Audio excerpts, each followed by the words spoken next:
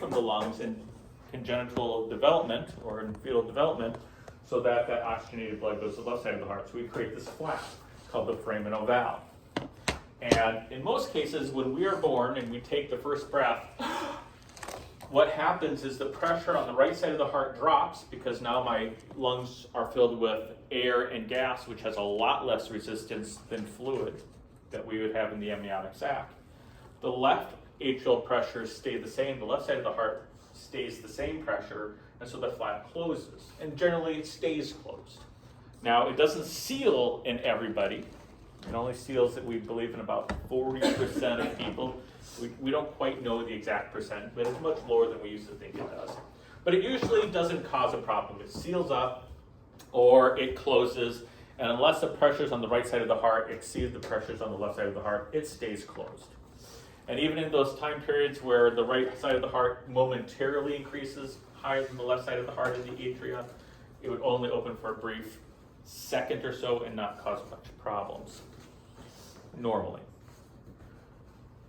So then we talked about the fact that sometimes during that formation of the atrial septum, sometimes the body reabsorbs too much tissue during the development of the ostium primum or the septum primum or the septum secundum, and we can form holes or abnormal communication between the left and right atria. And if it's really high up, what do we call that? If it's a really high hole, what would we call that?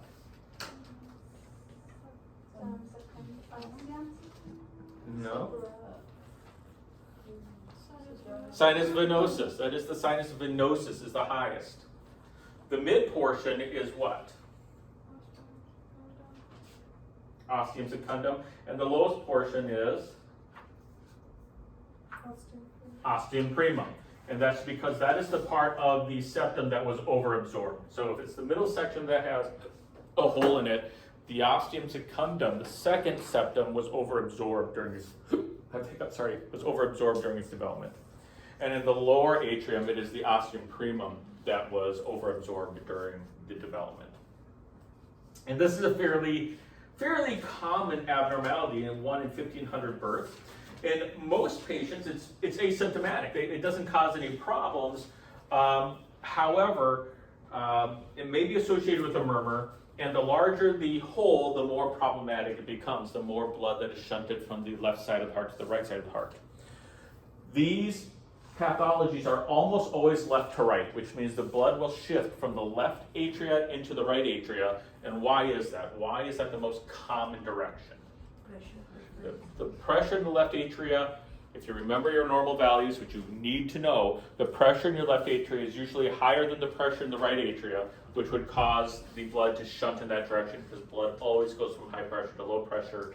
And if it has a hole, an easy way out, it's going to take it. Now, in prolonged and large holes, what can happen over time is the right side of the heart gets overwhelmed.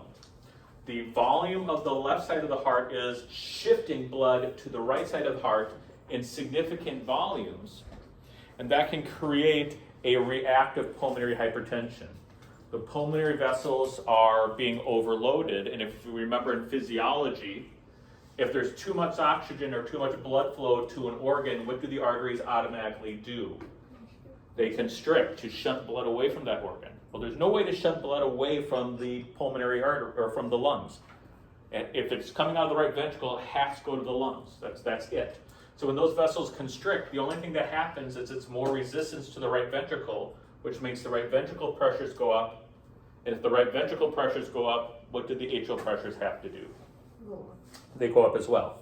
And all of a sudden, over a period of time, if we have a significant left to right shunt, that reactive pulmonary hypertension will kick in, and I'll go from a right to left shunt to a bidirectional shunt, which means the blood can go in either direction, to a right to left shunt if the pressures raise high enough. And that's pretty easy to do because even though the left atrial pressures are higher than the right atrial pressures normally, it's not that much higher. So if my right atrial pressures pump up just a little bit because of that reactive pulmonary hypertension, all of a sudden, boom, I have a right to left shunt. Now, in left to right shunts, what are the symptoms the patient could develop, especially if it's large enough? Pulmonary right heart failure, pulmonary problems, pulmonary infections, pulmonary edema. What did you say? Yeah, pulmonary hypertension, pulmonary edema, pulmonary infections because of the increased blood flow, the increased volume to the heart, and then of course right heart failure as it starts to not be able to, when we have reactive pulmonary hypertension, the right ventricle just cannot react against it. The patient also, if it's large enough, might be fatigued. Why might the patient become fatigued if the hole is large enough? No oxygen flow. It's not no oxygen flow. Or less blood. Yeah, there's less blood flow because if the blood is going from the left side of the heart to the right side of the heart, there's less blood coming out of the left ventricle, and they're going to have a lower cardiac output. So that can make them fatigued, a little bit tired, especially with exercise. They can get a little bit more fatigued. But generally, if the hole is small enough, they may not have any symptoms. Okay, they might not have any symptoms at all. But if the hole is large enough, we run the risk of right heart failure, we run the risk of pulmonary hypertension, we run the risk of pulmonary infections over long periods of time, chronic pulmonary infections, we run the risk of lightheadedness, especially with exercise. And then if it becomes a right to left shunt, then what can we start to trigger? For long periods of time, if we go from left to right, which is all the symptoms we just talked about, and we switch from right to left, then what could happen? What's that? Fatigue, lightheaded, dizziness, fainting, because now we might have deoxygenated blood coming to the oxygenated side because the blood is going from the right heart to the left heart, and all of a sudden that deoxygenated blood gets to the brain, and the brain doesn't like that. The brain can't deal with deoxygenated blood. So they'll have syncope, lightheadedness, etc. What do we call the process in which the pulmonary hypertension kicks in? What do we call that? It has a specific name when pulmonary hypertension begins because of right volume overload.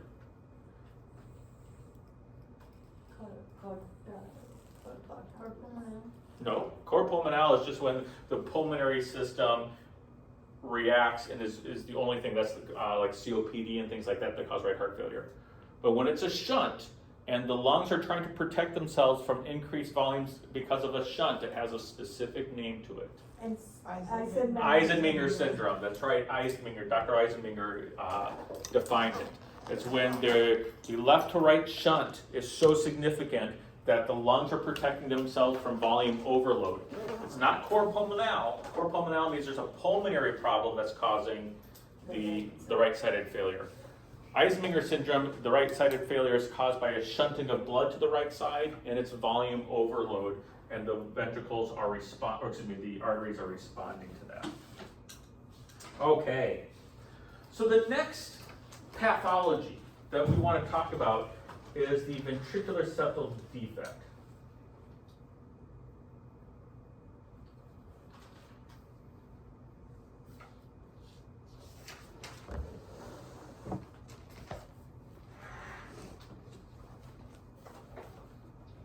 Also known as a VSD. Ventricular septal defect.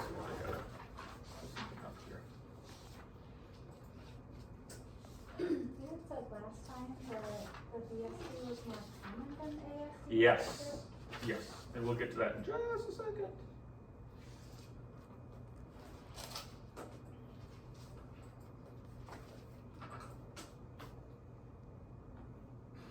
Maybe.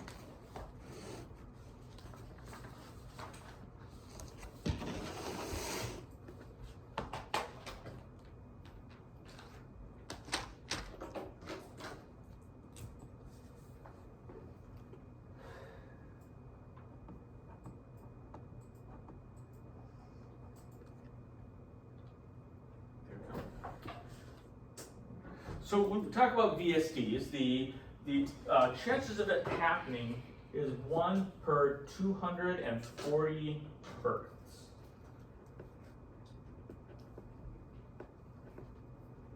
Okay.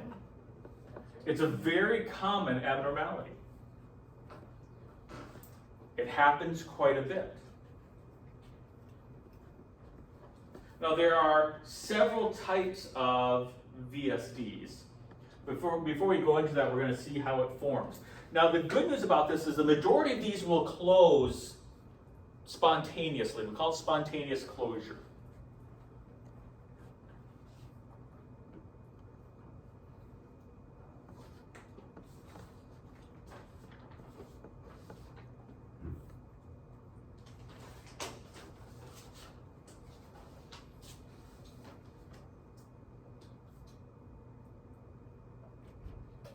So 45%, or almost half of them, spontaneously close by the age of 3.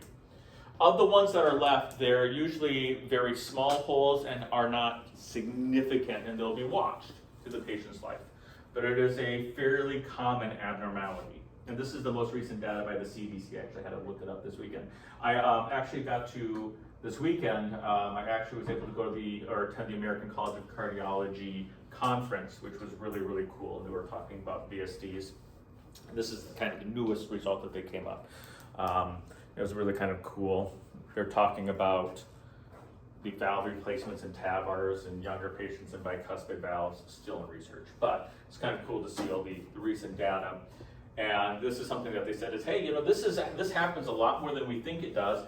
But in most patients, it is a non-concern. They're small enough holes, and in the majority of patients by the age of 3, 45% will close. So most of the time, unless it's causing the patient's symptoms, we just observe them. After the age of 3, we see if there's any decrease in shunting, if it's increased or decreased, and we follow the patients for the most part to see if they're causing any problems. After the age of 3, there is still a continued possibility that they will spontaneously close, but by the age of 3, the majority, or almost the majority of them, have already pre-closed. So we don't always have to intervene on these. So let's talk about how the ventricular septum forms and why is it one of the most common congenital abnormalities. Well, like the atrial septum that we talked about last time, that has this very convoluted process of growth and reabsorption and over time how it forms. The ventricular septum also has a period of growth and formation as well. This doesn't appear overnight. There's a period of time in which the septum slowly begins to close from the base of the ventricles towards, again, that endomyocardial cushion. Remember, that endocardial cushion is during that folding process, the muscle kind of bulges in at the crux. And remember, the crux is where the atria and the ventricles come together right here, this little cross area. That kind of, as the heart is folding up from the cardiac tube, that pushes in, and it creates this little point from which the fibrous ring forms, where the valves connect to, where the septum kind of align. So as the ventricle is forming the septum, it starts as a little growth of myocardial tissue here from the base, and it grows upwards towards the endomyocardial cushion, and for a moment it pauses out. Okay, so if you'll notice here, it kind of just pauses. This lower portion just stops growing after a period of time. You might say to yourself, why? Why doesn't it continue to grow? Well, we believe that for a short period of time, especially in the early development of the heart, it offers us a second route for blood to shunt from the right ventricle to the left ventricle before going to the lungs. So remember, that's what the ASD is allowed to do. The ASD allows the blood, or the foramen ovale, allows the blood from the right atria to open that flap and fill the left atria, bypassing the lungs and fetal circulation, so that the blood doesn't go to the lungs. Well, not all of the blood is going to do that. Not all of the oxygenated blood is going to shift through that foramen ovale. Some of that oxygenated blood will then still make it to my right ventricle. And then here, again, we have a little opening that more of that oxygenated blood can shift over to my from my right ventricle to my left ventricle before it is pumped out to the lungs or to the system. So it acts as a second spot for oxygenated blood to go to the left side of the heart, go to the body that needs to be developed, and bypassing the lungs some more. Because the lungs, remember, we don't want to develop until the very end. And then after a few weeks, the membranous portion, so we actually have this tissue that grows from the endocardial cushion towards the ventricular septum and it fuses and eventually fibroses. So it fuses.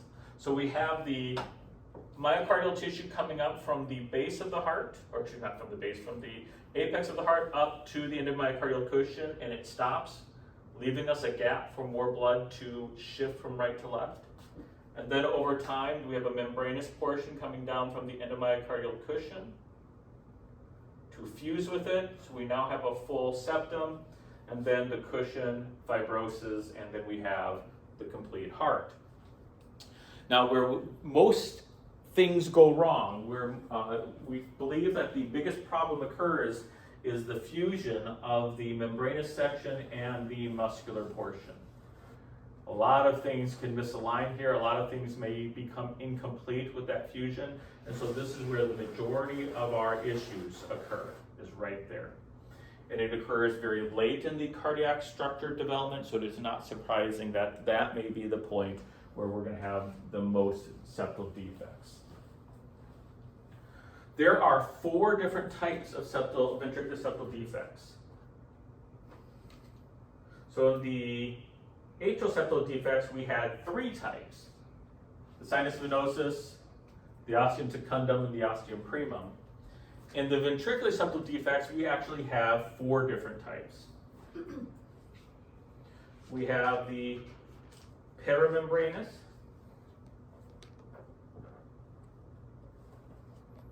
that has, you might hear it called by different names. Whoops. It'd be helpful if you could see what I'm writing. So we have perimembranous, which also might be referred to as the membranous.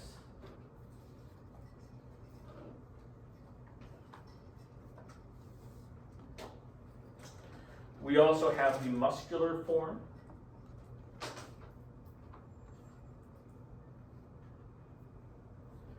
We have the outlet.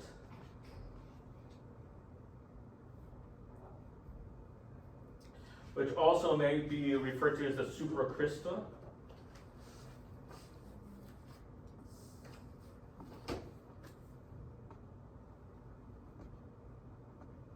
The subpulmonary.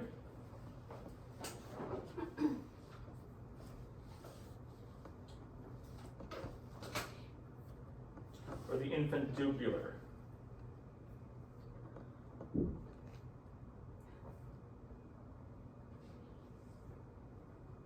I wish I would just pick one name and stick with it. Okay? And the 4th one is called the inlet.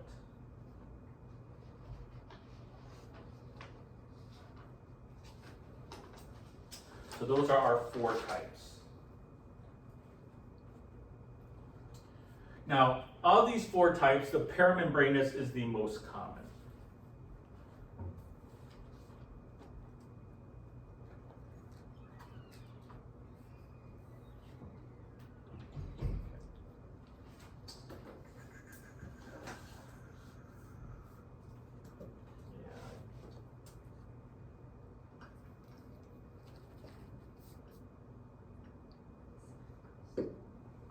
So this is the most common type.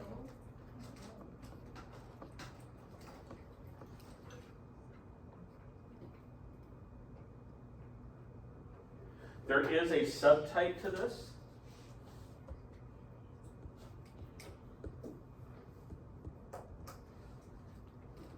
The subtype is the conoventricular.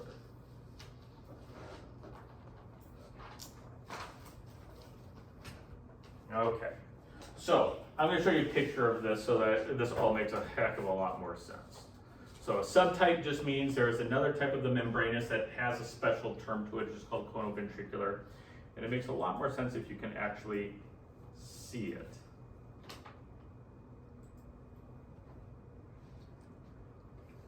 It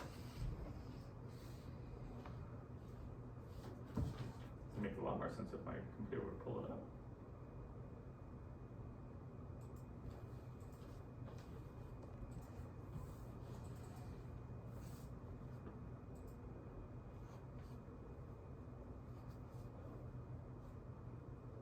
Here we go.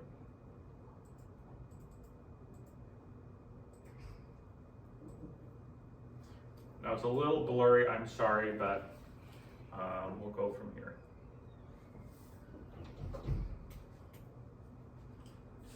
Okay. So this whole section right here would be considered the membranous to the perimembranous. This is the part that comes down from the endocardial cushion and closes down. Now the subtype, the conoventricular, is way up here, and what happens is it absorbs the tissue right between the aorta and the pulmonary artery. So the outflow tract right here between the aorta and the pulmonary artery, this absorbs up here. And when the ventricles contract, both ventricles are contracting against the aorta and the pulmonary artery, okay? Because this right here is wide open. So both of the ventricles, their blood could mix right here, and there could be a mixture of blood going off the aorta and pulmonary artery. It's a conoventricular. Doesn't happen a lot, but it could occur. Usually the conoventricular is associated with other congenital defects as well, so it doesn't usually appear by itself. But this highest portion right here, the valves basically are, the arteries are separated, the valves are separated, but the ventricles have equal access to both valves. So when the ventricles contract, they're pushing against both arteries at once. So conoventricular means there's a cone, and we're creating basically one ventricle, because if this is not here, then basically the right and left ventricles kind of form one ventricle trying to push out into two separate vessels. Doesn't happen very often.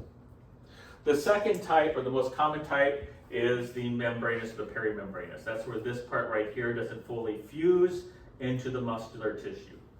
Okay? So this is the second most common. It doesn't fuse into the common tissue. That's the most common one.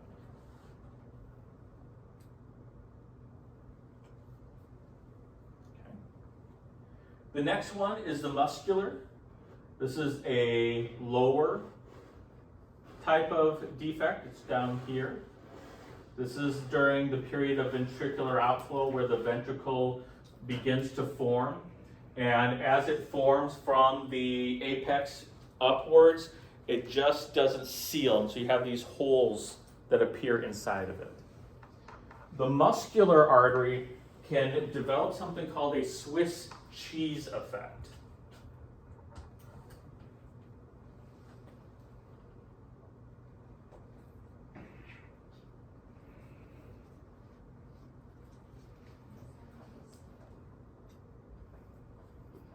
Okay. Why do you think we call it Swiss cheese? What do you know about Swiss cheese? It has holes. It has multiple holes. So muscular abnormalities, muscular VSDs, it's usually not just one hole that's inside of it. It usually has multiple holes. As the muscle is forming, instead of forming like this, all of a sudden it forms with gaps in it. And it has several holes that appear in the septum. So rather than forming solidly, it has some gaps in it. The muscle just doesn't fully fill in those spaces. And as you can see down here, they're usually found near the apex. And as you can see, here they pointed out that there's multiple holes or multiple openings down here. Does it have to be a Swiss cheese effect? No, but muscular VSDs are more common to have multiple holes in one location. And they usually form closer down to the apex. Now, the inlet VSD is kind of hard to explain because it's hard to visualize. The inlet is back here, kind of towards the posterior wall of the ventricles, right underneath the mitral and tricuspid valve. So even though it looks like it's high up, it's actually back further. And the only way I can describe it is to point to it. It would be way back here against this wall. Which one is this? This is the inflow tract. The inlet? The inlet, yeah. Okay. So it's way back down there. So it's not close to, it's not up here, it's way back down here where the ventricles can communicate to each other. So it's right below where the tricuspid and mitral valve would be. So it'd be way back down here in this area between the ventricles. Okay. It's kind of near that posterior wall, right where that, right where I penned it right there, and then the same thing right there. So it's kind of way back down here, right underneath the tricuspid valve, and right underneath here under the mitral valve. So it's way posterior on that, on the septum.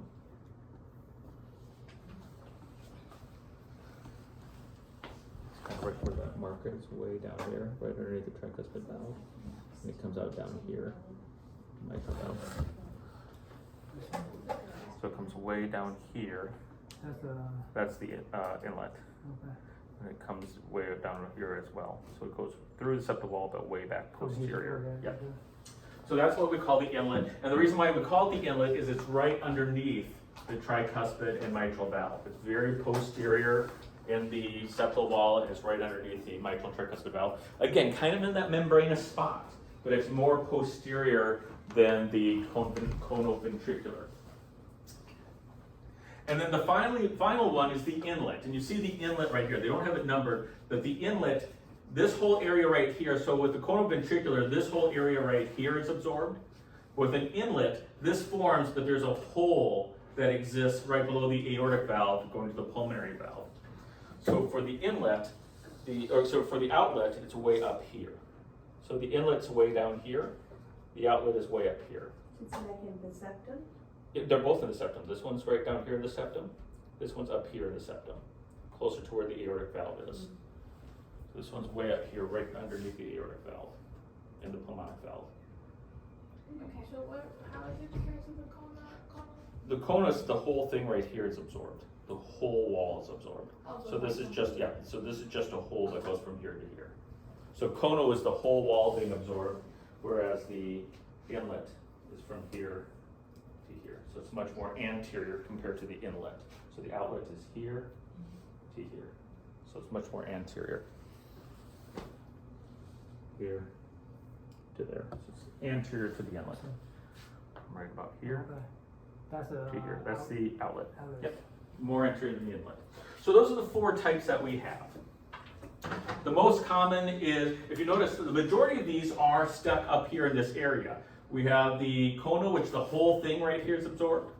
We have perimembranous, which there's a hole through this whole area right here. This doesn't form. We have the inlet, which is way posterior in the septal wall, and then we have the anterior, or the outlet, which is up here anterior to the septal wall. The muscular is down here. Most of our septal defects are in the membranous area, and that does make sense because that is the area that is last to develop. That's the very, very last area to develop. So if we look here, almost all of most of them are categorized up in this area. Okay.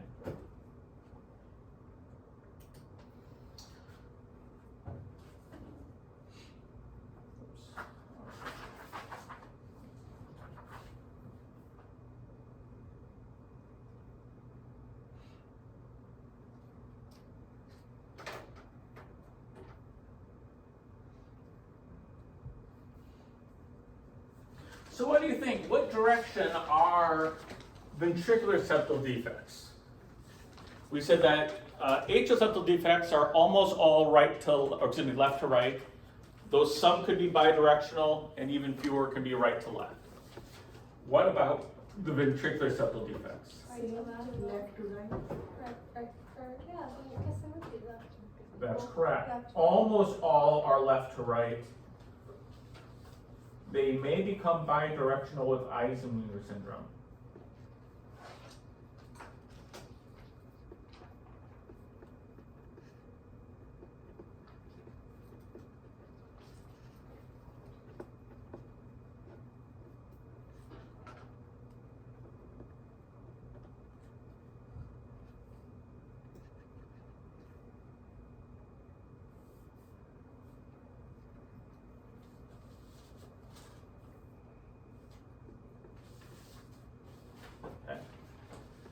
So they could become bidirectional. It's almost, why is this almost always left to right?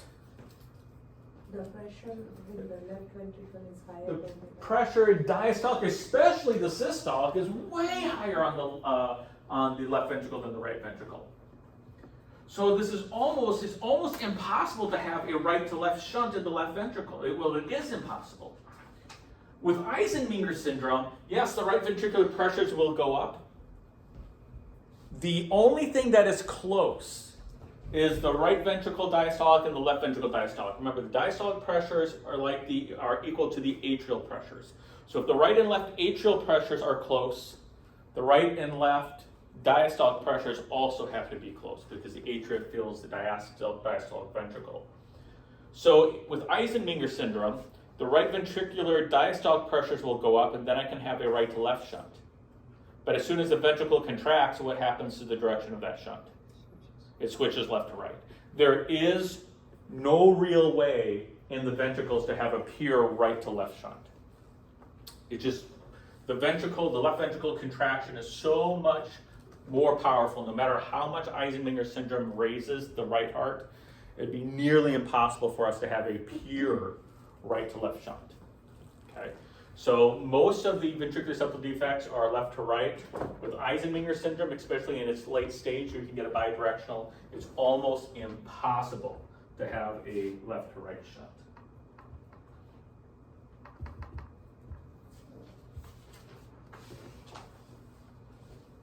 And again, the problems that this can create, the things that we're worried about in this situation is volume overload on the right side of the heart, pulmonary edema, pulmonary infections, because the volume overload on the right, the volume that the right heart is pushing out is so significant compared to normal. Remember, normally the right and left ventricle are equal. But with a shunt, one side of the heart is going to be pushing out a lot more blood than the other side will. And that creates volume overload. That creates, especially from left to right, pulmonary edema, pulmonary hypertension, increased risk of pulmonary infections. It will decrease cardiac output from the left side because so much blood is going through the shunt, less blood is going out the aortic valve. Blood always wants to go the path of least resistance. The right side of the heart is always lower than the left in most cases. So blood, when the ventricle contracts, will naturally want to go to the right side of the heart and not through the aorta. So as cardiac output starts to drop, then we start to see fatigue, exhaustion, exercise intolerance. And then as it gets severe, and if we start getting right to a bidirectional shunt, then we can still see again the migraines, the headaches, the lightheadedness, the passing out if deoxygenated blood starts to cross from right to left.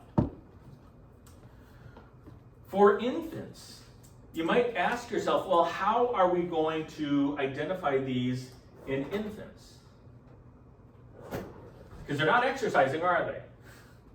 Well, there's going to be murmurs, usually a systolic murmur. We hear the greatest amount of flow across that valve during across that defect during systole when the ventricles contract. The atrial septal defect, remember, we usually hear a diastolic murmur.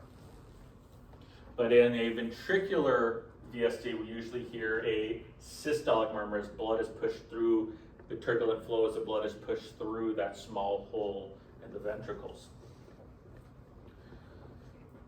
With infants, how we can tell that the VSD is large and which might start to bring up concerns is if the infant becomes exhausted or has difficulties feeding, especially breastfeeding. Okay, remember, that is exercise for an infant. Feeding is exercise for an infant. And if the infant becomes exhausted or tired and is failing to consume enough fluids because they just become exhausted during feeding, that could be a sign of a significant VSD. There's other things it could be, but that's something that they're going to check into. Is they're going to say, listen to their heart sounds. What's going on while they're feeding? Because that's a lot of energy for a baby to use up, is that feeding process. And if they fail to thrive, if they fail to develop and they start to struggle and have difficulty with their feeding, that indicates that we might have a pretty good size left to right shunt, because the blood, instead of coming out of the left ventricle, is overwhelming the right side of the heart, and they just have poor cardiac output that their body needs during that feeding process. So does the hole grows bigger due to the pressure? It doesn't grow bigger, it's just large. These don't have a tendency to develop bigger when you're born. Even with that much of pressure difference? They don't develop bigger because it's muscle that's holding it in place. It doesn't usually enlarge. What happens is, as the pressures change in the body, when you're exercising, the pressures on the left side of the heart go up. It's going to increase the amount of blood flow through it, because pressure and volume, or pressure and size of the hole, is going to determine what goes through it. And also your body's going to demand more from the circulation, from cardiac output, so they're just not getting it. So the holes don't generally enlarge. Matter of fact, in VSDs, the majority of them actually shrink and close. So it's just that if it's large enough, we will see the effect more during exercise, and they develop exercise intolerance. They can't push themselves. And if it happens in infancy, it means it's a pretty good sized hole. Okay. We'll come to how we're going to close these off here in just a moment. We'll get to that tomorrow. Okay. Now, the last shunt that I want to talk about is the patent ductus arteriosus.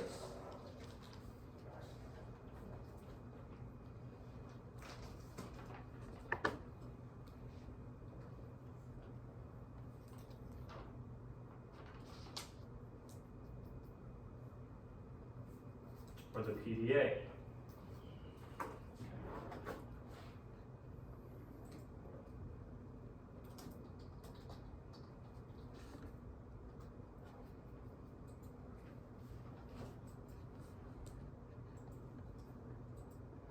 Again, time for one of my favorite images. Okay. So, if you remember, the majority of my oxygenated blood comes from the placenta, having been oxygenated through the membrane of the placenta, returns back through the pulmonary vein to the inferior vena cava, making the inferior vena cava the highest oxygenated portion in fetal circulation outside of the umbilical vein. It returns to the right atria, and now we want blood to shift to the left side of the heart, because the lungs are the last to develop. So the first point is the patent foramen, or not patent at this point, it's just the foramen ovale, where we can push blood across the atrial septum from the right atria to the left atria. Early on in fetal circulation, the membranous section isn't fully formed. So we have a second place, but it does close during fetal circulation. The last place then is, as blood is ejected out of the pulmonary artery, we have this connection point between the pulmonary artery and the aorta called the ductus arteriosus. It's an opening that connects. It's an opening that allows blood to shunt from the pulmonary artery into the aorta through this opening. And that gives us another mechanism to shunt blood away from the lungs to the rest of the body. It's kind of our last point of no return. Anything that gets past that PDA will go to the lungs. I don't want a lot of blood go to the lungs. That's the last thing to form. So this is a third place.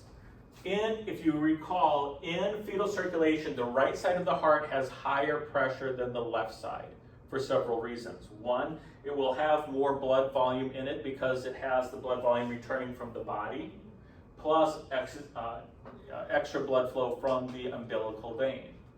Two, the lungs right now are not fully developed, and what is developed is filled with amniotic fluid. So that is a lot of resistance there. So the blood will naturally shift from the right side of the heart to the left side of the heart. So in fetal circulation, the right side of the heart, the right sided pressures are slightly higher than the left side. And so the blood naturally shifts to the left side, giving the blood and the oxygenated flow to the organs that are developing. Now, what normally happens is those cells around that PDA are very oxygen sensitive. Also, The thing that's keeping that PDA open, not PDA, but that ductus arteriosus, what's keeping it open is not only the lack of oxygen or the oxygen deficiency in the blood supply, but also the prostaglandins from the mother. The mother is producing high levels of prostaglandin. Most of those are vasodilatory prostaglandins. And that is keeping this ductus arteriosus open during fetal development. Now, when the baby is born, the first thing the baby does is what? As soon as it's born, what do we want the baby to do right away? Take a deep breath. Take a deep breath and cry. Ah! And scream. Get rid of that amniotic fluid. We want them to take a deep breath. Now, as soon as they take a deep breath, first of all, the right heart pressures do what? Decrease. They drop. Because now instead of being filled with fluid, the lungs are filled with air, and that's a lot less resistance. So the right side of pressures drop. So all of the shunting from right to left ends immediately. Okay? The foraminal valve should close. This should be sealed up, except in 1 out of 249 patients it doesn't. But this should be completely sealed up. Now the PDA is a little more complicated. The PDA, or the ductus arteriosus, the cells on there are very sensitive to oxygen. So as soon as the oxygen levels in the PA drop and the oxygen levels of the aorta rise, guess what starts to happen to that duct? It starts to shrink. On top of that, what did I just cut the baby off of? The oxygen supply. Oxygen supply, but also what else is in that blood? What else is the mother supplying the child with? I just talked about it. The prostaglandins are no longer circulating into the infant because those prostaglandins were a chemical that could go through the membrane that went into the child. So those prostaglandins are immediately cut off. So with the increase in oxygen and a decrease in prostaglandins, that ductus arteriosus should close. And it ligates. Matter of fact, you can see it right here. It kind of hardens and ligates, and it creates a tendon that connects the aorta and the pulmonary artery together. You can see it right here. It creates a tendon holding the pulmonary artery and aorta together. It's this little white section that's called 12. Okay, so it's right there. That's where it's located. Right here. So it actually adheres those together. But in some patients, for some reason, guess what? That ductus arteriosus stays open. It doesn't close. There's lots of reasons for it that we don't really need to go into. But it can stay open. It should close because of the PaO2 levels, the arterial O2 levels. It should close because of decrease in prostaglandins, but sometimes it does not.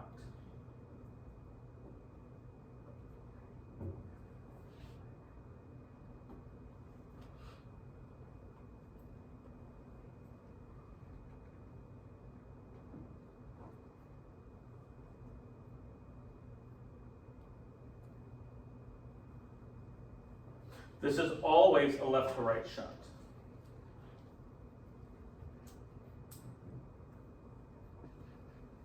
It's always a left to right shunt. Why is it always a left to right shunt? It has to have higher pressure than the PA. The PA is only pushing blood against the lungs, and it's not trying to push fluid or nutrients across, it's just basically gases. It doesn't take a lot of pressure.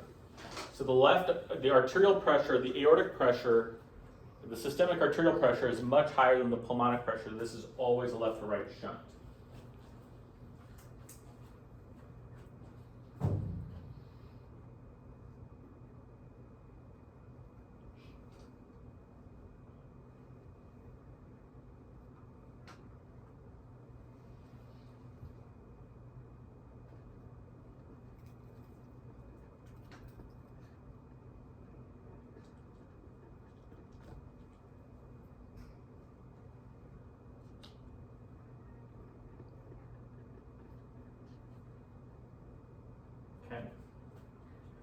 So the significance of the shunt is always dependent upon the type of PDA, the size of, I shouldn't say the type, the size of PDA, and the pressure difference between the pulmonary artery and the aorta.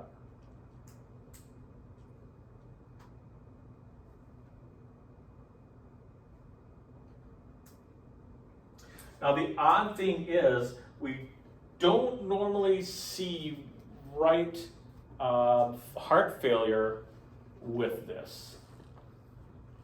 Why do we not normally see right heart failure with this? It's already passed. It's passed. This is the aorta pushing extra blood to the lungs. The right ventricle isn't pushing against any of this. This is happening at the same time as the right ventricle is contracting, so we don't really see a lot of right heart failure. Now, what are the lungs going to start to do, however, in response to this PDA? Not. They will start to vasoconstrict, okay? And then we might start to see that, because remember, the difference between the aortic and pulmonic pressure, the more shunting I will have. So if the pulmonary artery constricts, what happens to the pulmonary artery pressures?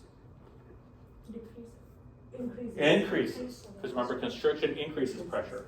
So if the pulmonary artery vessels start to constrict, the pulmonary artery pressures will increase, and therefore the shunting should decrease.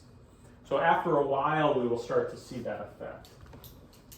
Oddly enough, though, there is something that we see that is a little bit unusual and unexpected.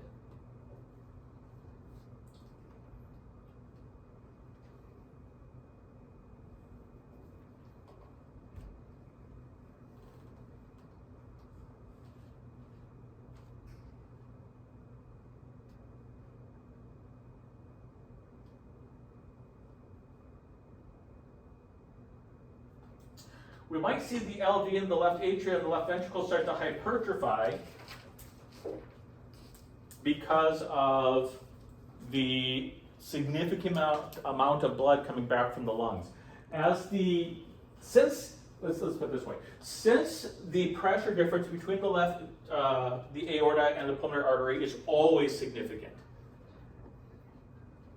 there's no time when the pulmonary artery pressure and the aortic pressures are even close. During diastole, what is the pulmonary artery diastolic pressures normally? Pulmonary artery. 7 to 5 to 7? No. 9 to 19. 9 to 19. What is the diastolic pressures of the aorta normally? 9 to 12. Diastolic pressure of the aorta? No. 80? Under 80. Anything under 80. Okay. Look how big that difference is during diastole. And during systole, peak pressure of the PA is usually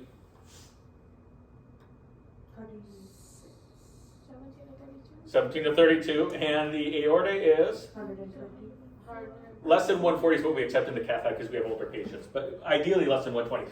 There's no point in when those pressures are close together. So is there any time when blood does not pass through this shunt?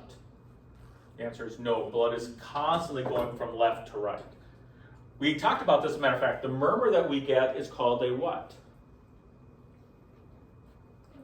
Continuous. It's the continuous mechanical murmur that is heard up here in the aortic and pulmonic areas. It's during systole and diastole you hear going across this.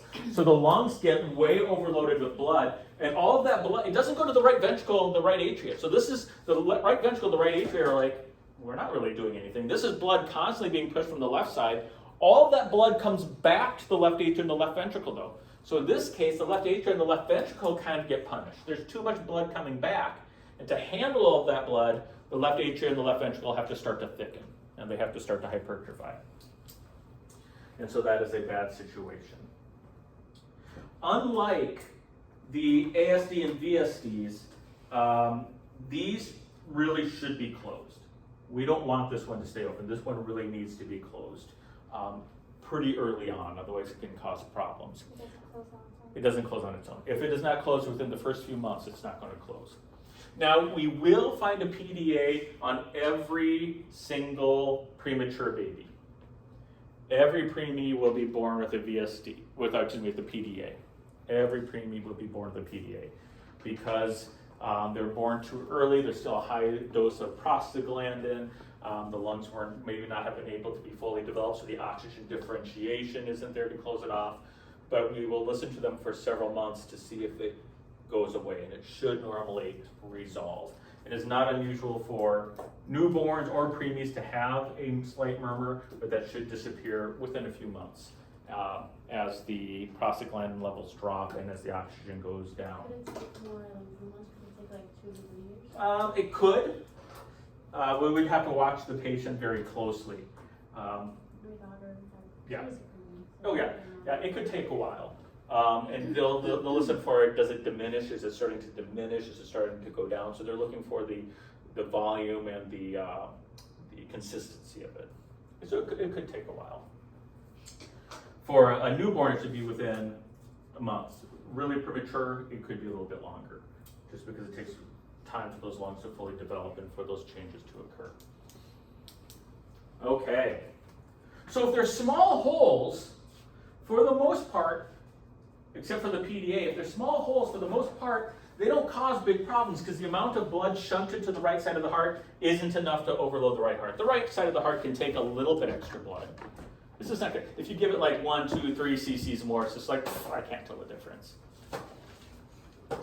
Only if the shunt is large and significant do we have to go in and start to close it, because then that's going to cause problems with pulmonary hypertension. It's going to cause problems with poor cardiac output, fatigue, poor development. It's going to start causing problems with right heart failure. But if it's small enough, we can let it go and just observe and see what happens. Okay. So the question then comes up, how do I know how big this shunt is? Now, normally, how are you, in this day and age, how are we really probably going to determine the size of the shunt? What's probably the first course of action? Not a CT. Echo. Echo is cheaper. Echo is cheaper and faster than the CT. Okay. We'll probably have an echo done because they can actually look at that septal wall. Because remember, we've seen it. If you do a 4-chamber, you can see the septal wall, and you would be able to see blood going through the septal wall. Okay. So yeah, I mean that's the way. Can we do it in the cath lab though? We can't see it, but can we quantify the size of the hole? Yes, we have the ability to do that, and we'll talk about how we do that after break. Take about a 5-minute break, and we will talk. Bring out your calculators, but take a 5-minute break, and we'll talk about how do I know if this hole is too big or too small. And also, how do I even know there's a hole there? So we'll talk about that as well. Murmur. It's a murmur. But we can't hear murmurs. Look at me. In the cath lab, when's the last time you saw somebody listen to the heart? No, I mean, that's what they're there. Yeah, well, yeah. Well, it could be. It could be. Oh, you're suggesting they came to us. Yes. Know about it. Okay. Or we have a suspicion, but we're not sure. There was actually something kind of like that during my what's it called? Clinical. Yeah. So basically, we're doing a right heart cath, and the patient, she automatically started suspecting it because when she was doing venous access, the blood was not. It was like a bright red. She was like, "Is this venous access?" And she confirmed it. And then when we went in, we kept doing sats, and they were like in the 90s. So we were like, "Oh." Yeah, we're going to talk about sat run. Exactly, that's how we do it. And sometimes it catches them off guard. Was she expecting it? And no, she wasn't expecting it. Yep. Sometimes doctors are not. We're getting worse at listening for murmurs, and so it's very easy to miss. And if it's small enough, well, here's the problem. If it's a small murmur, we're more likely to hear it because the smaller it is, the more turbulent flow it is. A larger murmur, a larger hole makes less sound because the larger the hole, the less murmur there is because it's less turbulent flow. My brother has a bicuspid aortic valve, had it all of his life. He was diagnosed with it at 16, despite the fact of seeing doctors and baby checkups, everything. Do you want to know who identified his murmur? You. Nope, Oh. I never listened his heart because I didn't think anything of it. Your An mom. oral surgeon. Oh. My brother had to have his wisdom teeth out, and the oral surgeon said, "Oh, let me listen to your heart because he had to have a full surgery; they were impacted." And so he said before we go into do anesthesia, let me listen to your heart. And he stopped and he's like, "Nope, can't do you. You got to go see a cardiologist first." And we're like, Oh, "What?" I must have been shocked. And yeah, sure, we found out he had a bicuspid aortic valve. The cardiologist laughed because this oral surgeon has referred, he told us like 20 some patients to cardiologists for missed murmurs. He had such good hearing. They're like, he missed his calling. He's an oral surgeon, but he should have been a cardiologist because he has amazing ears. And so he heard these murmurs that family doctors and everything else just did not identify. Good So. for him for like really trusting what he's hearing. Yeah, I and mean, things like he that. was good, so yeah, we would not have found out my brother has, and of course, remember, with any type of valve stenosis, you have to be put on antibiotics to have oral surgery done, because a stenotic valve is more likely to provide a nice landing spot for bacteria to settle on, and to grow and to vegetate, so. Wow. That's I cool. think you put that because that's a contraindication, you do it and affect his job. Yeah, That's why he's doing his job, he's doing his job very, very well. Yeah, that's why, you have to I learn think our something. technology should be better with that though, to like help with people's hearing. They're actually, I was just listening to, at the AACC this weekend, they are utilizing, I don't trust AI, but they are utilizing,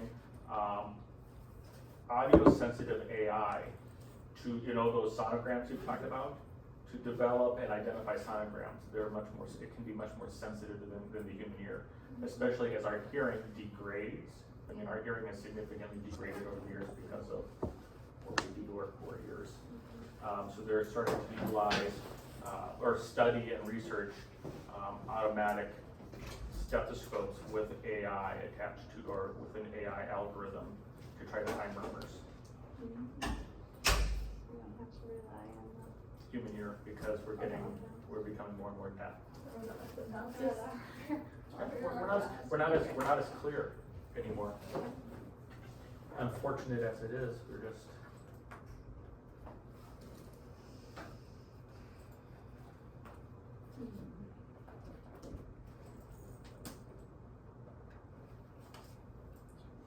What are we doing? Well, how that happened.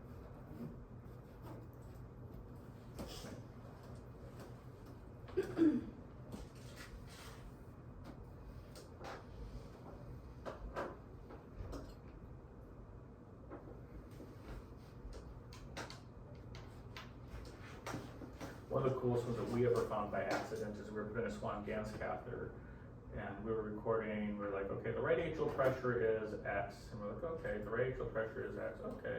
The right atrial pressure, we're just going down, and all of a sudden, right atrial pressure went from 0, or from 2, 4, A to B4, and all of a sudden, the Swan-Ganz was still in the atrial region, but it jumped up to 4, 6. And we're like, why did the right atrial pressure jump up so high all of a sudden? We're like, pull it back. We pulled the Swan-Ganz back and went back to 2 to 4. Like, that's weird. Push forward, it jumped up to 4 to 6. Well, the Swan-Ganz catheter, there was at a primum ASD, and it slid through that primum ASD and went right from the right atrium to the left atrium. That is cool. So it was totally by accident, and we were not expecting it. It was a huge hole. It was so easy that no one had caught it. Oh, So, moly. So like, did you guys end up like injecting to visualize like the? we did eventually. Well, she did to prove. Yeah, she did to prove once too, just to make sure we were there. And then we did a full sat run, and sure enough.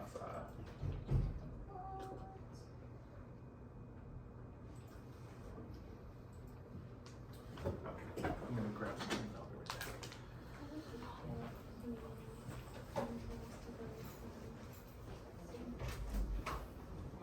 So they would have to go from the left atria to the right atria. How would they get it to do that? Maybe we'll have to like,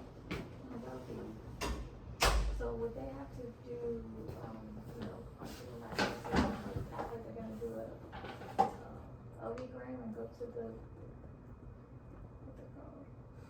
Go to the ventricle, or the left ventricle, and then do it from there and see if it goes and bleeds into it, or would they? Cause that's a lot of curving, or maybe they might do venous, and, just like how they would do the, what's those procedures? The microbiome procedure stuff, like they'll probably go, which way? What's that? Well, I guess I would have to just put her all the way through Yeah. and just see.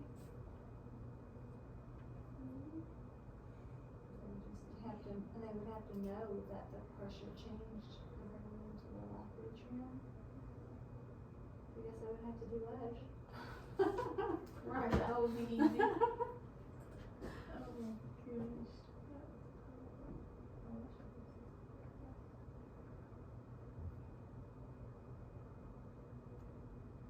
We were about to do a echo on a baby that had some sort of ventricular defect, and I couldn't go see it, so I was going to do the next procedure, but I really wanted to go because I'm doing this stuff right now. I have no idea. You guys did the easier. She's like, I do them all the time. All the time. So I was like, I'm going to like have her explain it because I'm gonna go watch. She was really good. Which one? Yeah, the assistant nurse that was the her nurse.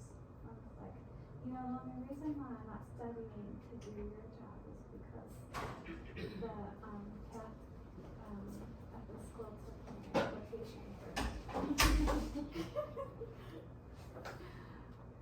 Yeah, that same patient, that we were looking at about the SATs and all, we ended up doing so we went in with the pigtail and actually just injected to see the pulmonary arteries, like, so they saw the lines light up and everything.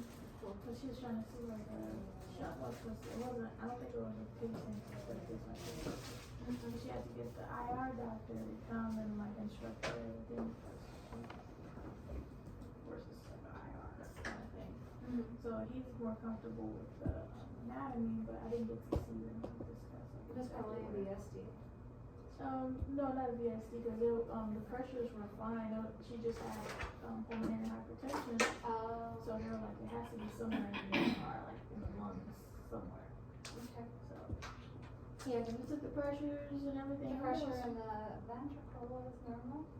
Yeah. Well, the only thing I was Or elevated the was percentages, anyway? Like the O2 percentages in the ventricles were normal?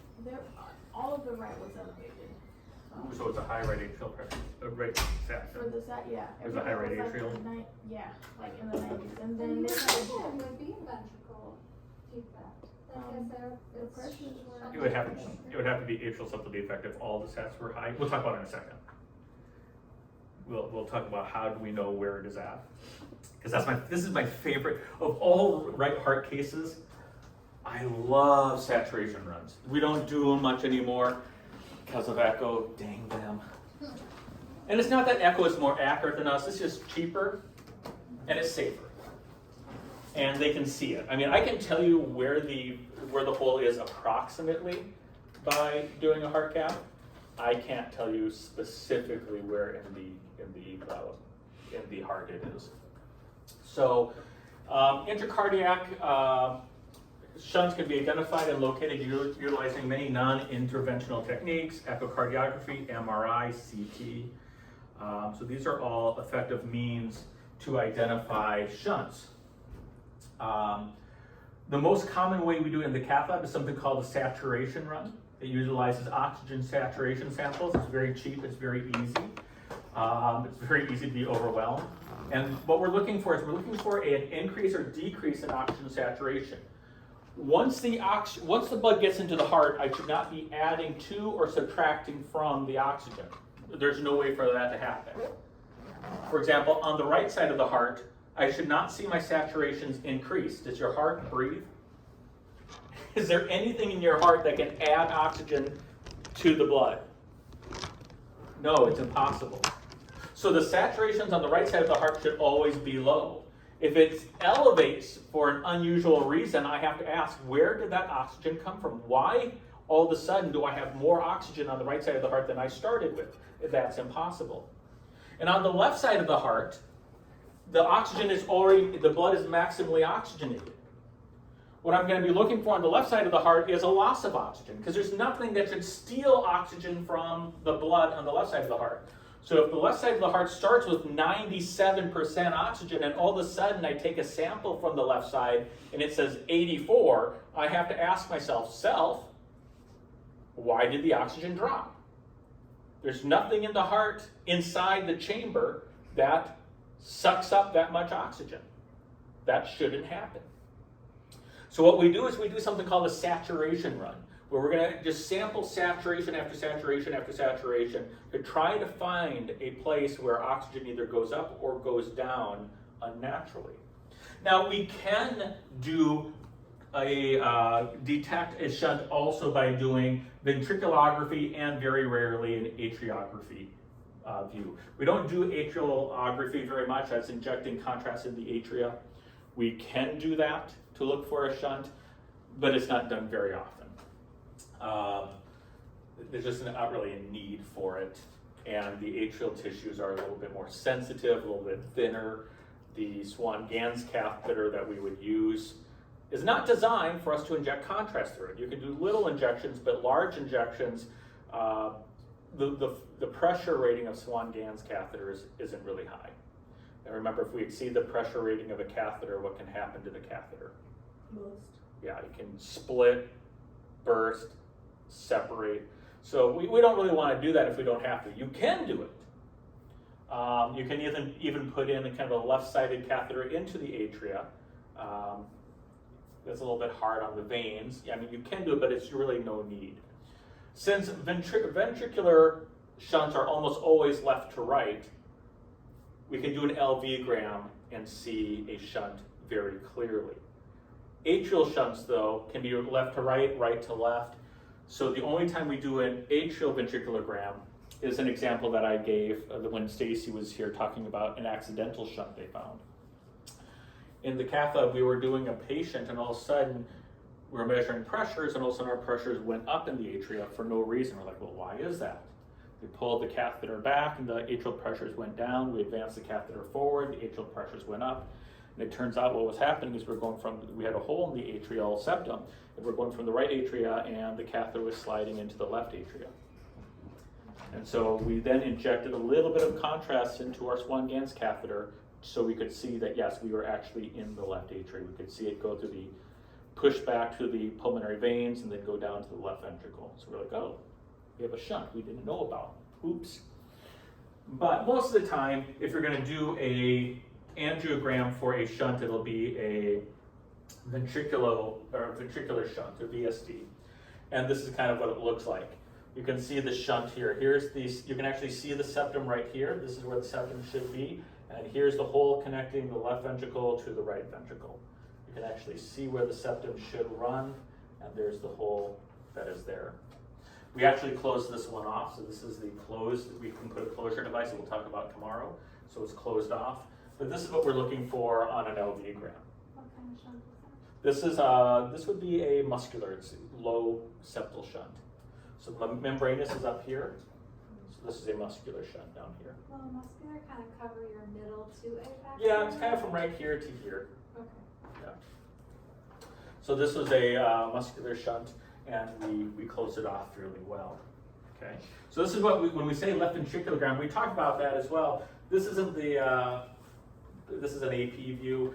We can see these shunts better in an LAO view, because in LAO view, the heart and the right side of the heart is here, the left side of the heart is here. You can see it a little bit better. Okay. What view? An LAO view. An RAO view looks for mitral regurg. The LAO view looks for septal shunts. And I can remind you here real quick why that is in an LAO view.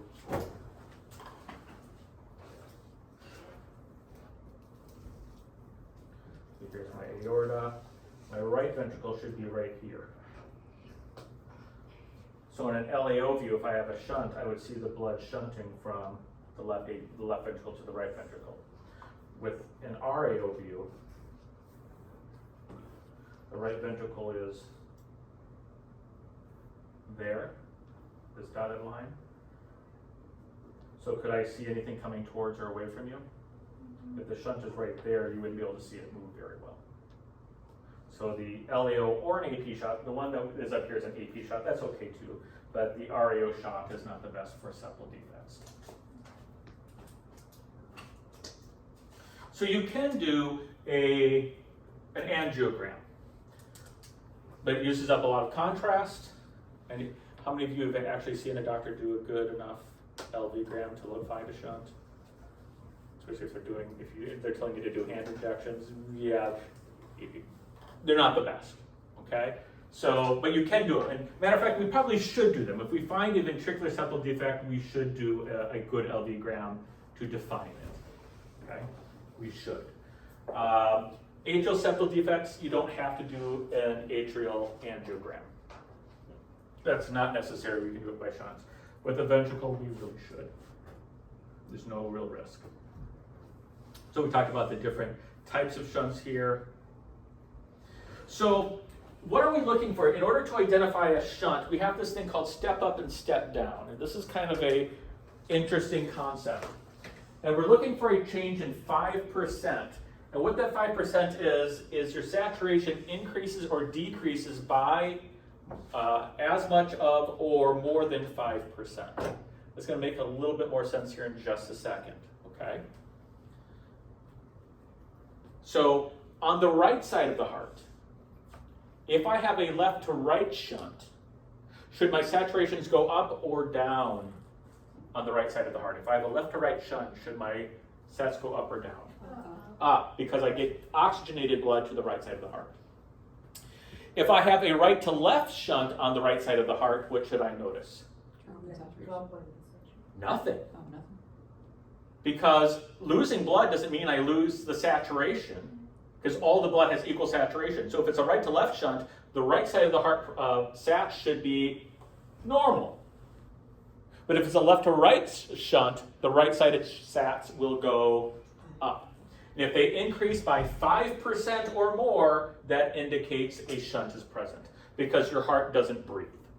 So let's say your heart was, the right atrium was 75%, and you go down to your right ventricle and all of a sudden you're measuring 87%. Is there any reason why normally that the right ventricular sat should be higher than the right atrial sats? Where does all of the right ventricular blood come from? No, but directly from the right atrium. So if the right atrial is 75, the right ventricle blood all comes from the right atrium, what should the right ventricle be? 75. If it's 87, it's getting blood from somewhere else. And where's the only place that can get blood from? Abnormal communication from the left ventricle. Now, on the left side of the heart, if I have a right to left shunt on the right side of the heart, or to me, if I'm on the left side of the heart and I have a right to left shunt, what should happen to the sats on the left side of the heart? It should decrease. Why should they decrease? I'm taking deoxygenated blood that's supposed to stay on the right and I'm shunting it to the left so it'll drop. If I'm on the left side of the heart and I have a left to right shunt, what should I notice? Nothing, because I'm not losing saturation. Because every blood has equal saturation. So, if I have a right to left, I'm looking for a sat decrease on the left side. If I have a left to right, I'm looking for a sat increase on the right side. So that's what we mean by step up or step down. If I see the sats go up, that's called a step up, and that's a sign of a left to right shunt. On the left side, if I see the sats go down, that's called a step down, and that means I have a right to left. Does that make sense? So it's a very easy way for us to determine, do I have a shunt? Are my sats abnormally going up on the right side or abnormally going down on the left side? That's the very first thing that we can do. It's very easy. Do you think the pulse stop can be detected? Was that? The pulse ox, right? Yep, it was not the pulse ox, because that's in your venous system. It's in your heart, because the pulse ox is the blood's coming out of your right. So it might say, hey, your pulse oximetry is 86%, but that doesn't mean that you have a shunt. You could have a lung problem, you could have a hemoglobin problem, you could have all sorts of things. So it is not specific to shunts. So this is what your heart should do. Your superior and inferior vena cava, that is the majority of the blood from your heart. Which one will always have the lowest SAT? Superior. The superior. Why does the superior vena cava always have a lower SAT than the inferior vena cava? The brain needs more oxygen. Your brain uses up the most oxygen, right? So the superior vena cava drains from your brain, upper limbs, and your thorax. Your brain uses up majority of the oxygen that it gets. So the blood coming back from the superior vena cava is going to be low. From the inferior vena cava, if you're just laying there on the cath bed, is the lower anatomy doing much? No. The inferior vena cava is bringing back from the legs, the pelvis, the abdomen, and so it's not using up a lot of oxygen, so that's going to be a little bit higher. So the superior vena cava says this is the lowest your SAT should be on the right side of your heart, and the inferior vena cava says this is the highest SAT your blood should be on the right side of the heart. Which means in the right ventricle and the right atria, the saturation should be between these two marks. Does that make sense? My right atria and my right ventricle should be between 70 and 75%. And as you can see, it is. Blood coming back from your lungs should be about 95 to 97% saturated. Even though your pulse ox says 100, that is physically impossible. You can't do that. This pulse ox, remember, is about 3% off. So it's going to be between 97 and 95%. And then the left atria, the left ventricle, and the aortic saturation should all be between 97 and 95. Does that make sense? And they shouldn't change.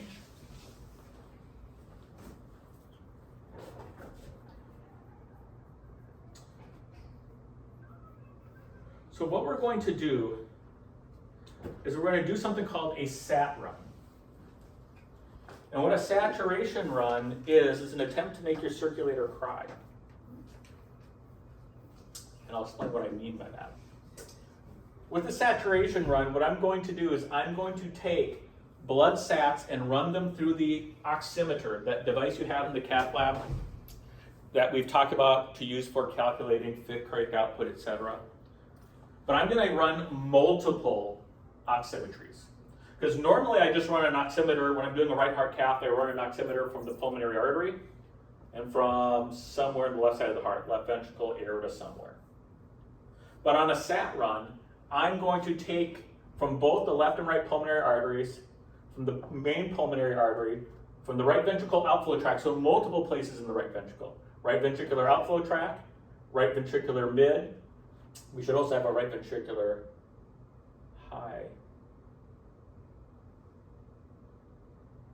A couple missing here.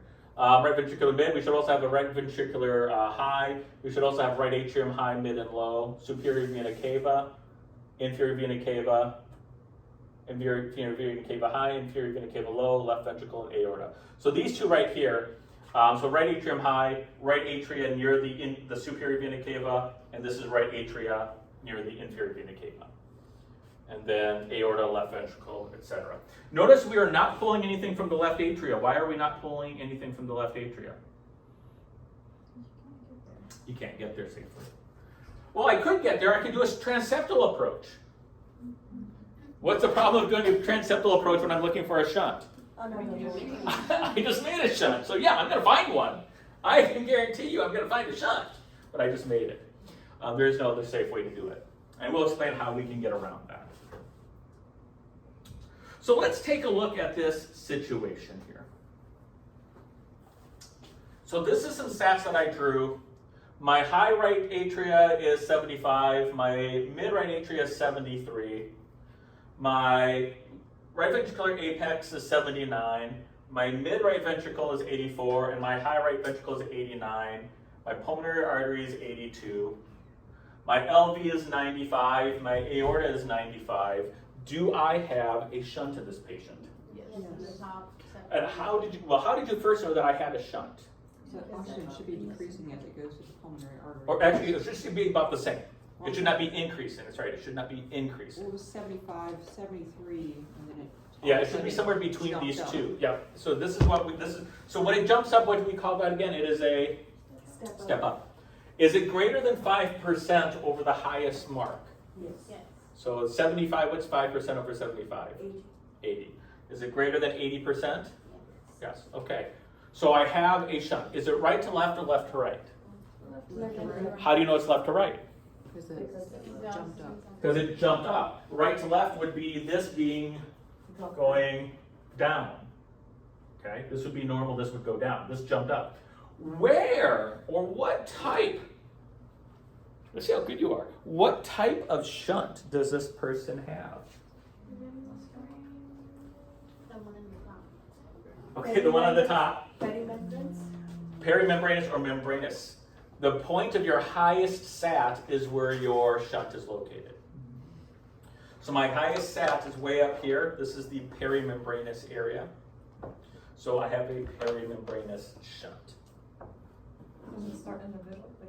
No, it's where your highest SAT is. And what happens, you're like, well, why is this high? Because as the blood comes in here, does it just stay there?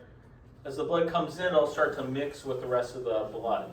So, but the point of the highest saturation is your point of shunt. Okay. So we're going to do another situation here where I'm going to write it out.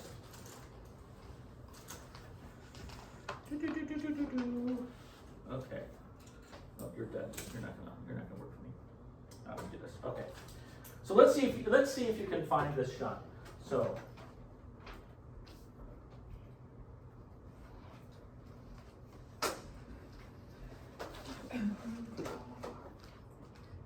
What would this procedure be called if we were doing? This is a saturation run. It would just be called. Yep, right heart saturation run. And you would just go through and we would be taking samples, like 1 cc sample of Yep. all these little sections. 3 cc's usually. Yep. Okay. 3 cc's because, well, it depends on your hospital. If you have air in it and you push it in, the air will be absorbed in the blood.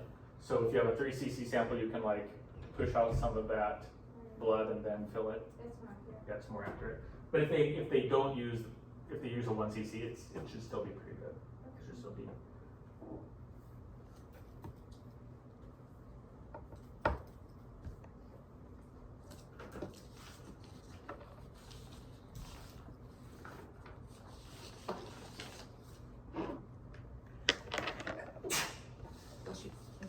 Okay, so these are the saturations. Now, can anyone figure out why I say the goal of a sat run is to make the circulator cry? It has a lot of sats, and you have to make sure you pull and you label the right one. I can pull sats faster than the circulator can run it because the machine takes time. And all I have to do is, okay, I'm in the left pulmonary artery, pull a sat, pull it back. Right pulmonary artery, pull a sat, pull down. Main pulmonary artery, pull a sat, pull down. Low RV, I can go it really fast. A good circulator has to have a marker. But And you don't want to do that because it's going to be obtaining oxygen as it's, or losing. it would be obtaining oxygen as it sits there, which is why the circulator has to be quick about it. Would you bring in another machine? Nope. Do the, Nope.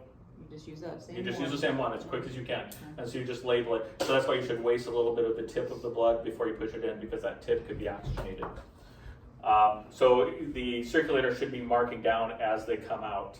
And I've seen doctors jokingly, but not understanding the stress this can put on a circulator, try to see how fast they can pull them. The other risk that you have is the longer the blood sits, what could it start doing? It can start clotting, which would also throw out.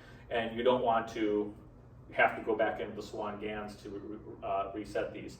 But it can be very stressful because if the circulator labels it wrong and all of a sudden you see a step up, they now have the wrong location as the step up. Does that make sense? They have to know exactly what each sat is. So here we go. Let's see, what do I have?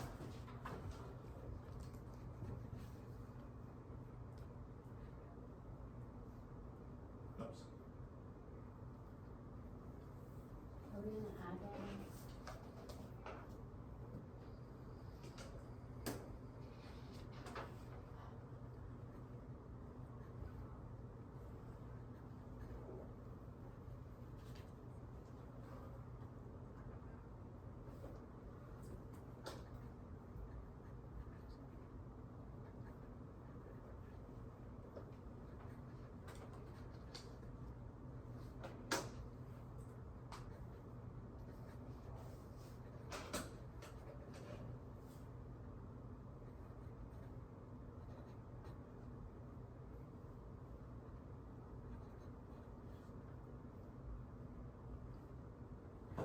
Okay.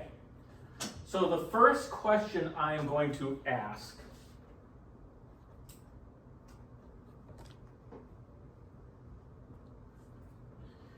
is, do I have a shunt? Yes or no? Yes. If you say yes, I would agree with you. Is my shunt right to left or left to right? Left to right, And how do you know it's left to right? because the saturation's increased. The saturation's on the right side increased, the saturation's on my left side, Decreased. Stayed did the they? Stayed They stayed the same. same. They're both 97%, they stayed the same. Where is my shunt located? Mid RV, How did you know it's the mid RV? it's more than 5. That is the highest sat. That's where the saturation is the highest. What type of shunt is this? That is muscular. That would be your muscular. See, is that very hard? Left pulmonary artery, so you have the, off the main pulmonary artery, you have the left and right pulmonary arteries. Okay, very good. We're gonna do this again, because this is fun, I like this, this is fun. Okay, we're gonna do this again. Just gonna create another list, just keep it straight across there.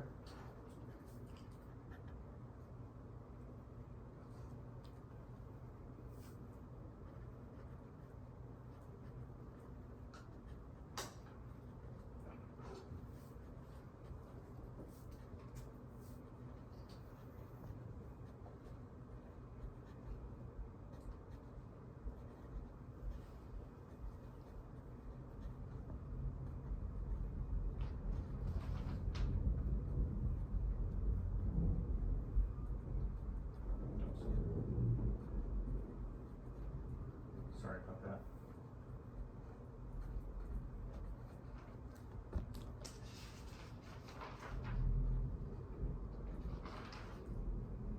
Why couldn't it have a patent ductus arteriosus? Because it happened in the right ventricle. Where's the ductus arteriosus? It's in the aorta and the PA after the right ventricle.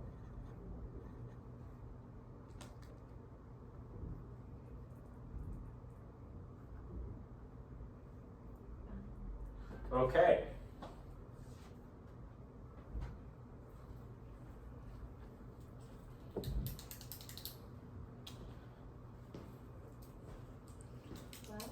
Question.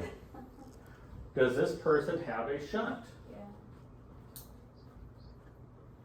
I wouldn't have written this out if they didn't. So yes, this patient does have a shunt. Lower So where is the shunt? That's your left, you said that the L is a left pulmonary. Left pulmonary artery. How do you know it's left pulmonary artery? That's more than 5%. It jumps by more than 5%. Now some people might have wanted to say, wait a minute, could it be in the left-right atria? Because the left-right atria is above, because here's my boundaries, right? And my left-right atria is 78%. It's greater than 73 and 77. Do I have a shunt in the right atria? What does my jump have to be at least? 5%. 5%. Is 78 more than 5% of 70, is 5% more than 77? No. It would have to be at least an 82. So my left pulmonary artery is 89%. And some people say, well, could I have a left to right or right to left shunt? Because I went from 98 to 97 here. But what does it have to be? 5%. Still has to be 5. So it would be, that's still within normal range. So it's a left pulmonary artery.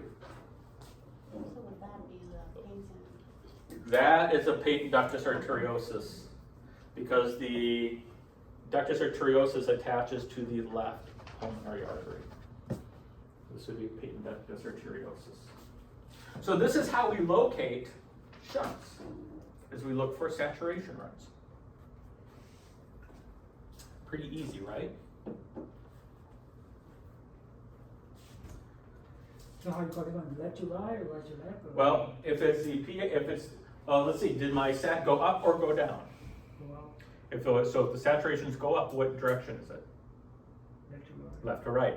And the patent ductus arteriosus has to be left to right. Does this make sense? So it's only gonna affect your left side, the PDA.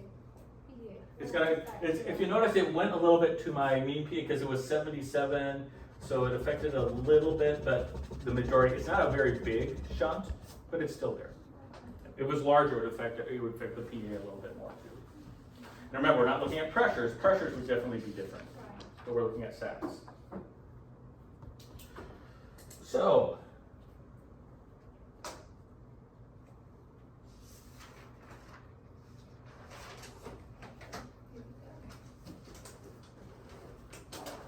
So, how do we quantify how bad it is? Locating it is easy. And I also could then add in maybe a little angiography. I could do a LV gram and watch the blood go down that PDA and into the pulmonary artery. I could do an LV gram to see the first one, the septal defect in the mid LV go to the right ventricle. But the sat run helps me to identify at least where I should be looking. But how do I know how severe it is or how big that shunt is?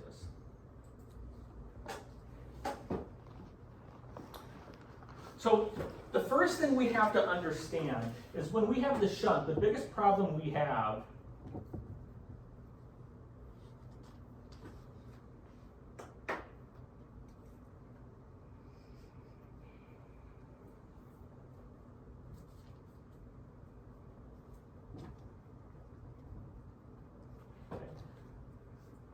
when I have a shunt, one of these two things is going to be true.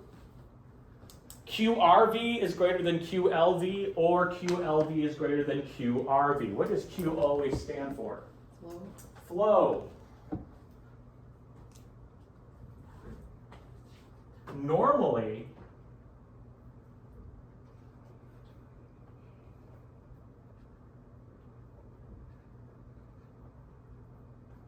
Normally my flow from my RV should be equal to the flow to my LV. In the normal physiology, what goes out of my right comes in my left, what goes out of the left comes in my right. Within a beat-to-beat variance. There could be one beat where one has more and one has less as I'm exercising or slowing down. But in general, that is the status quo of physiology. What goes out of one comes in from the other, so we get a constant equal flow. Another way of saying this is the cardiac output of the RV will be greater than the cardiac output of the LV, or the cardiac output of the RV will be less than the cardiac output of the LV. One of those two things is going to be true. With a shunt, yep.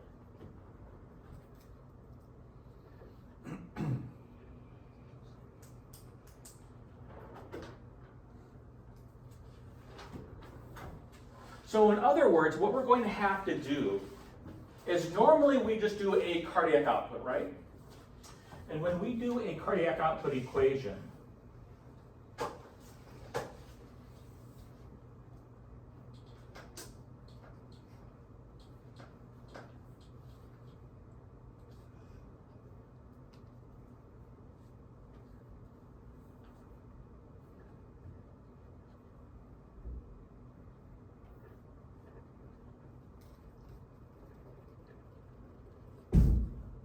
that sounded like it hurt.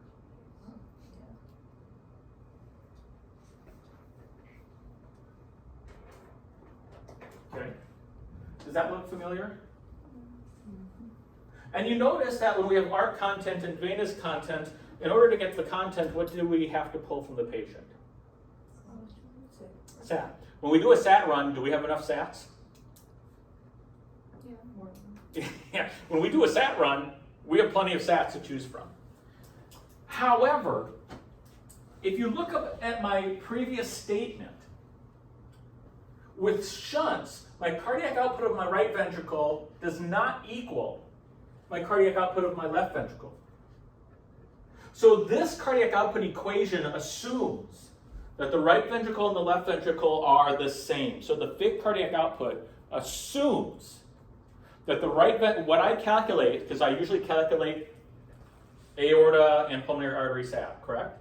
It assumes that the right ventricle and the left ventricle are kicking out the same saturations of blood, or excuse me, the same amount of blood.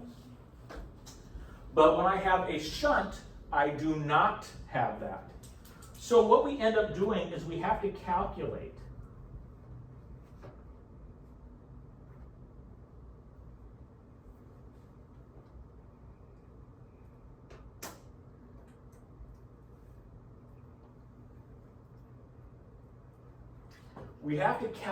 the RV cardiac output separate from the LV cardiac output. Because the Fick cardiac output assumes, hey, the right side is doing what the left side is doing, they're the same. But in a shunt, that's not true. Here's the good news. You're not going to memorize a new equation. Not yet, at least. Because I can use the Fick equation to look just at one side of the heart or the other. We call this calculating QP and QS. QP is flow through the pulmonary system.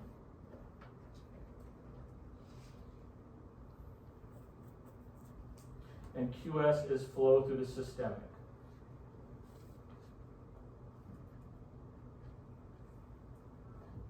Another way to say this is the RV cardiac output. This is the LV cardiac output. So you'll see us write QP, QS.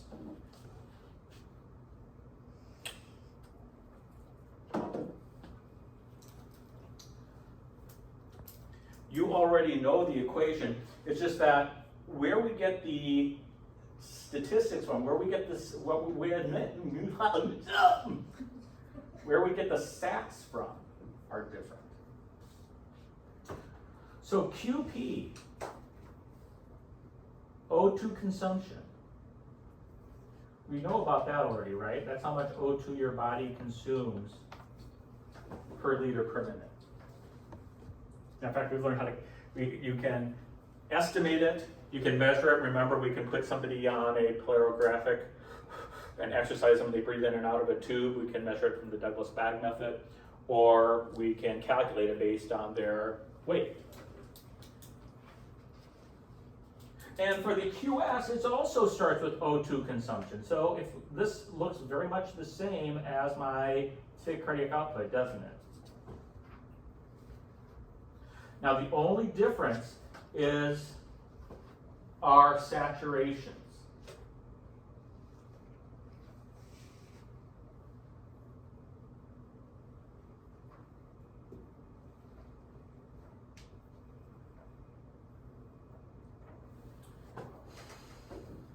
For my flow through my lungs, I want the pulmonary vein content, what exits the lungs, minus my pulmonary artery content, which is the content that comes to my lungs.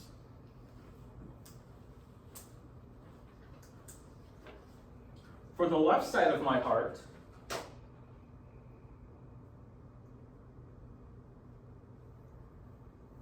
I want any systemic artery or aorta content minus my something called mixed venous content.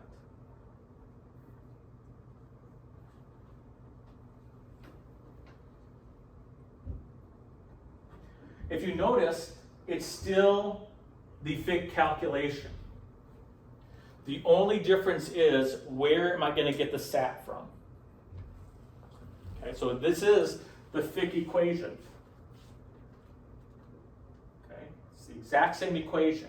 The question is, where do I get my sat from?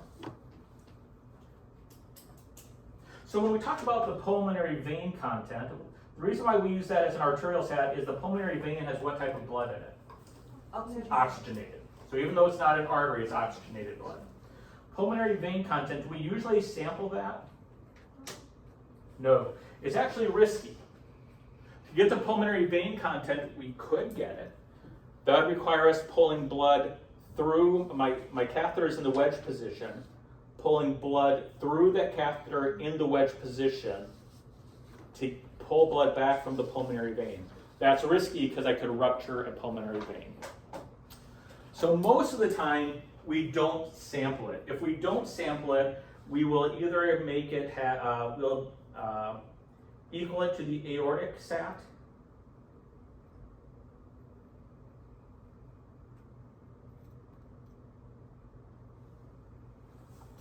or somewhere between 95 to 97%, and almost all computers use 97%. Now you might say, why can't we use the aortic sat? Well, if they have a right to left shunt, then the aortic sat wouldn't equal the pulmonary vein sat, because the pulmonary vein happens before the heart. So if you have a right to left shunt, the aortic sat might be low because of that right to left shunt. So you use the aortic sat if it seems normal, or 97%.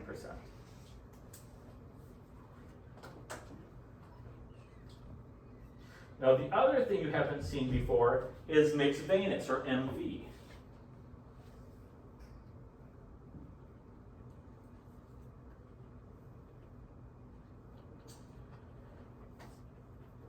Mixed venous is a relationship between SVC and IVC.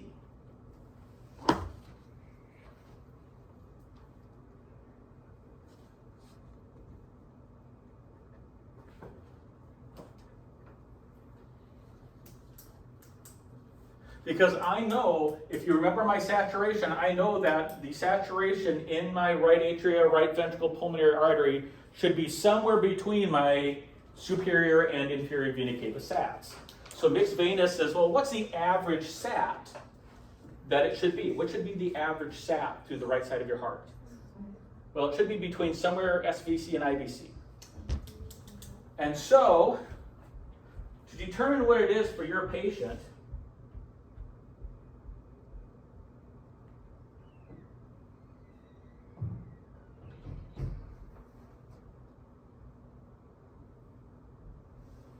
we take an average of 3 SVC plus 1 IVC divided by 4. And you may say to yourself, why so much from the superior vena cava? Why do we take so little from the inferior vena cava? That's because the blood that goes into your inferior body, most of it's stored. Remember, down here is where we store most of our blood. So less blood comes, especially in a supine position, less blood will come up from my inferior compared to my superior, especially with gravitational effects. The superior blood will fill the right atria more than the inferior blood will be, especially at rest. So we give it a little bit more emphasis. Now, with that information, if I go back and go give you my sats, we should figure out what my QS and QP are. So, keeping this in mind, I'm going to come back to this. And we're going to go do my first patient. So I need my SVC and IVC sat. I need my mean PA sat, and I need my aortic sat. Those are the sats that I need. So let's write those down. I'm going to write those down over here. My SVC is 71, IVC is 76. Right? Circle my RV. Oh, that's because that was from before. My mean PA is 81. My aorta is 97.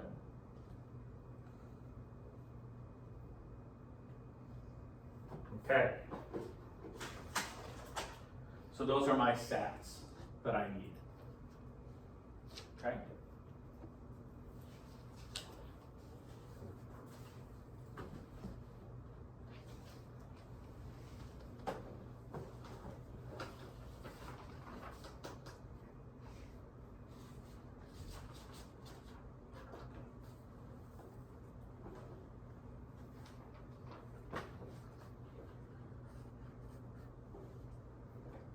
So based upon this information, can anyone tell me what I will use for my pulmonary vein sat? L, My aortic sat, so what would it be?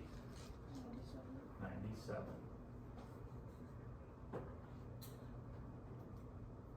Okay, so the first step I'm going to do is I'm going to figure out what my mixed venous is. And what is my equation for mixed venous? 3 times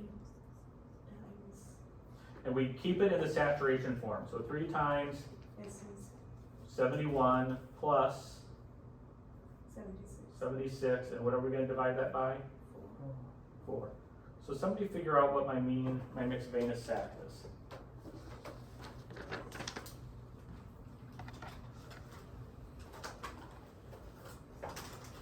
Always put everything on top in a parenthesis. If you're going to enter it into your computer at once, use the parentheses as I did. I got 72.25. 72.25. So always round it up to the whole number because it's just going to be easier for you. 72. 72%. Did everyone get 72%? Kim, did you get 72%? Yes. Okay. So now I have all of my sats, right? I have every sat that I need. My O2 consumption, I'm going to make it very easy for you. My O2 consumption is 250.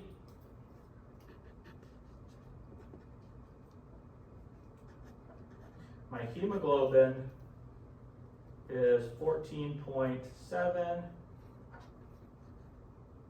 So what can I do to all these numbers now? Using the fix. I can figure out, first of all, to use the Fick equation, I have to turn all those sats into Decimal. decimal and then to content. Does that make sense? So decimals into content. So let's start with my mixed venous. My mixed venous equals, what's the equation for content? O2 consumption. No, content. So saturation in decimal point Hemoglobin, times hemoglobin 1.36. times 1.36. So what is my mixed venous content? Oh, for content, we don't have to multiply. Yeah, we can do it after we calculate this. We'll get the volume percent and then we'll multiply it by 10. I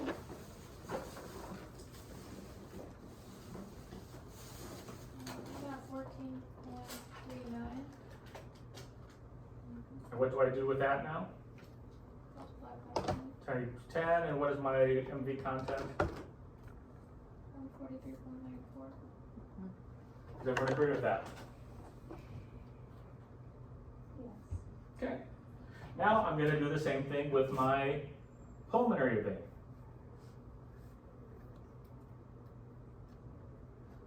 That's 0.97 times 14.7 times 1.36. And what do I get? 19.39. I'm sorry, 19.39. 19.39 times 10. 193.12.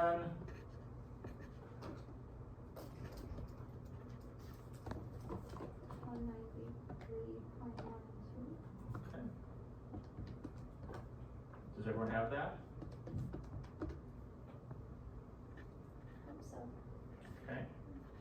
Do I have to do the aorta content? No, this is for. Yeah, because I use the same number of pulmonary vein. Let's cut out, this is my aortic and my pulmonary vein content. I just saved myself some time. So the only other content I have left to do is my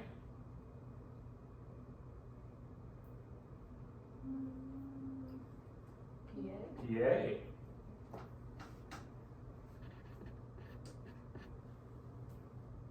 And that's 0.81 times 14.7 times 1.36.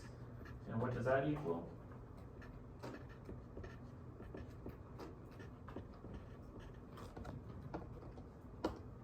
got 16.19. And we're going to multiply that by 10. And what does that equal?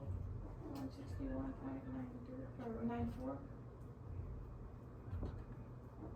Okay.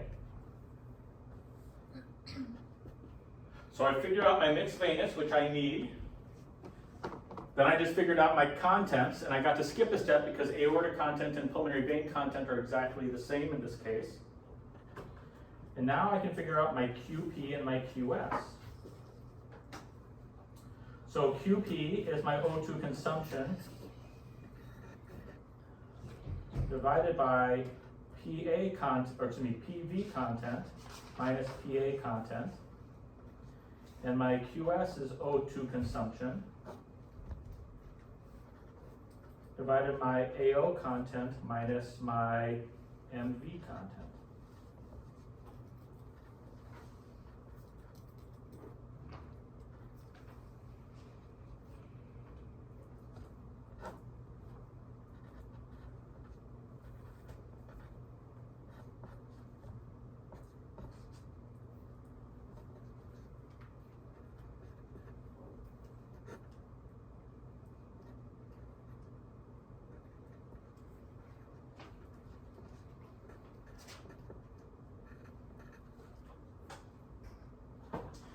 And if you notice, I use my pulmonary vein content here, my pulmonary artery content here, my aortic, which is the same as my pulmonary vein content here, and my mixed venous content here. So you're just doing the Fick equation. So we have learned, the only new equation that you have learned here is the mixed venous equation. That's it so far. That's it. You're just using the Fick equation for the right side of the heart, and you're using the Fick equation for the left side of the heart. What is my QP? Go ahead and figure that out. I'm sorry? 7.82. Does everyone agree with my QP being 7.82? Yes or no? Yes. Is that it? I got a yes from Stacy. From anyone else? Yes. Oh, yeah, that's okay. That's fine. Okay. And what is QS? I got 5.00. Did we get 5.00 for QS?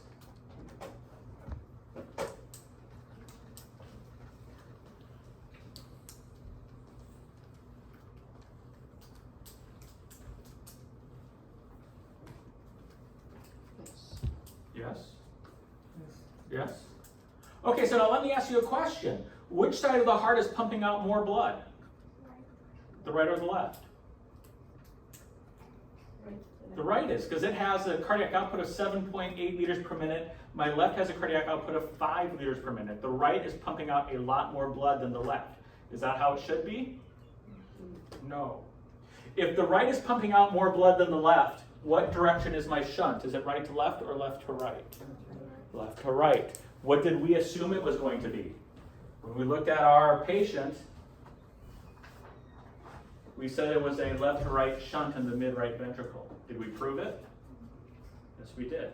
And tomorrow, we are going to talk about how do I prove how bad the shunt is. Now that I know that I have proven that it is left to right by looking at the SATs, I can show you how bad it is, and then we can talk about fixing it.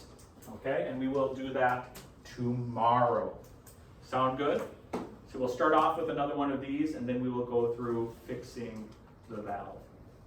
Okay, let's take about a 10-minute break. When we come back, we will talk valve disease. Sound good? Okay.